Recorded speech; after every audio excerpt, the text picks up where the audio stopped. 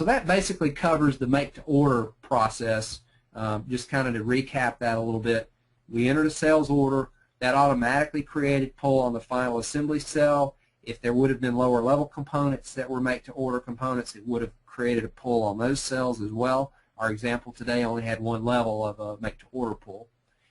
We could also view the Kanbans on the pegging tree. So sales was able to look at a sales order line, see what the status of the different Kanbans that are supplying this particular order, where are we at on them, the make-to-order components. We're able to transfer material to the line side. We did not talk about that. We'll talk about that shortly.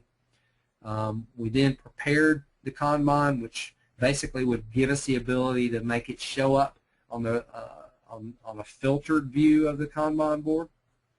We produced the Kanban, which basically consumed any components, put it in inventory, and then we're able to ship the sales order, which we didn't do today, but we would be able to ship the sales order at this point.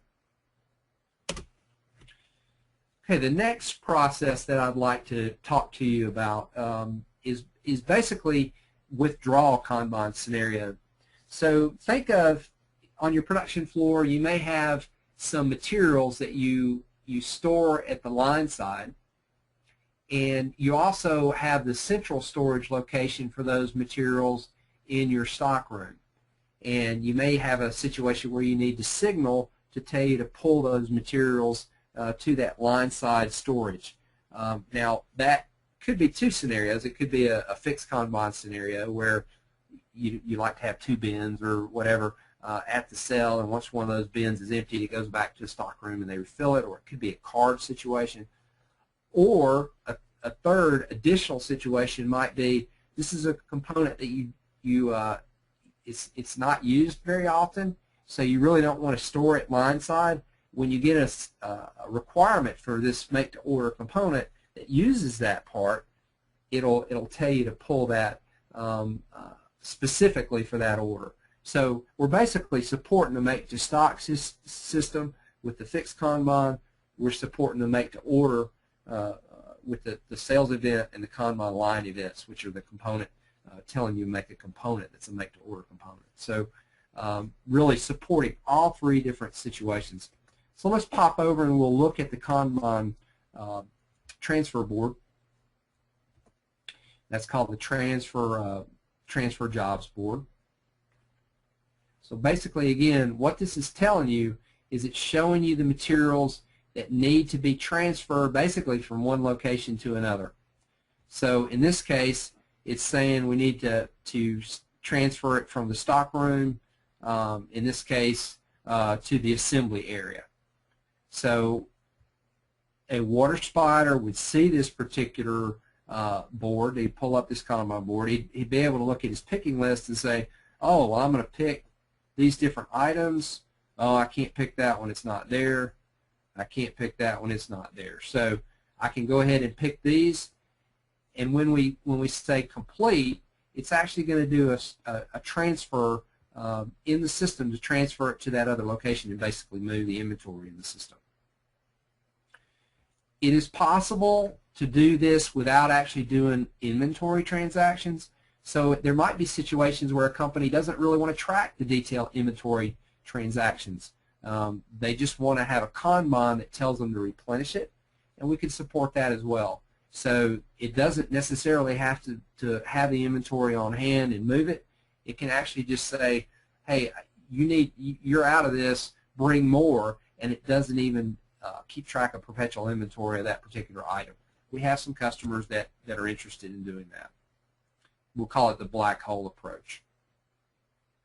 So that's basically a transfer situation. The system is basically, you've emptied a Kanban, it tells you to bring more, and tells you specifically where to move it, and a water spider can monitor that transfer board to see what parts might need to be picked and where they may need to be moved throughout the day. The next process we're going to talk about is called CTP. And again, that acronym is capable to promise. And basically, earlier we looked at the schedule board, and we'll pop back out there again in a minute and kind of show you how that works. But there's a capacity that's set per day per cell. And what this is doing is, at the time that you enter the sales order, it's going out and it's looking at that daily capacity, and we could set it up to where it'll look at material availability as well, so that it'll give you a promise date that is achievable.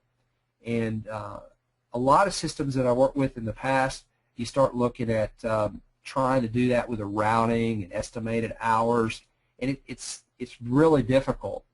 What this is doing that's significantly different is this more looking at your throughput rates. It's looking at how many you can produce typically in a day, and then when you have more complex items or less complex items, you can actually put a ratio on those so that they'll basically consume that throughput ratio differently.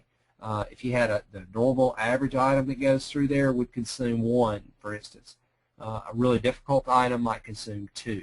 So when you think of that as a daily bucket of capacity, and as you're loading sales orders in, it's consuming that daily bucket of capacity until it's gone, and then you'll load another order and it'll keep pushing out and be able to give you a promise date back to the customer that's based on an achievable schedule looking at that daily capacity.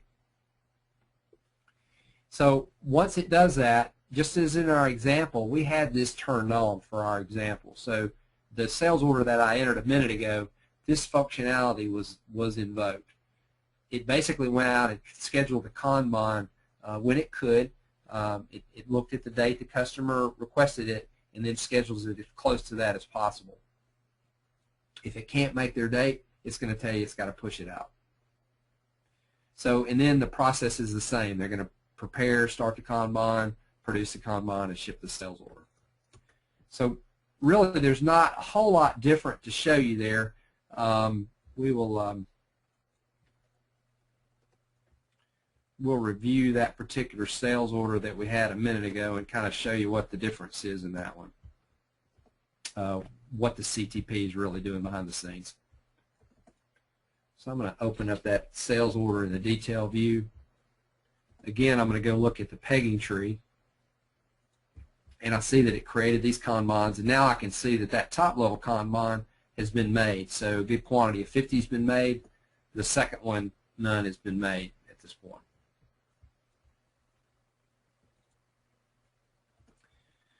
If I go out to the schedule date in the system, the delivery date, this was the customer's requested date, and he requested it on 4/10, the system went out and said, well, you can do that because you have plenty of capacity. So really, how did it know that? We'll go back and we'll pop out to the Kanban schedule board, and we'll go to the assembly cell.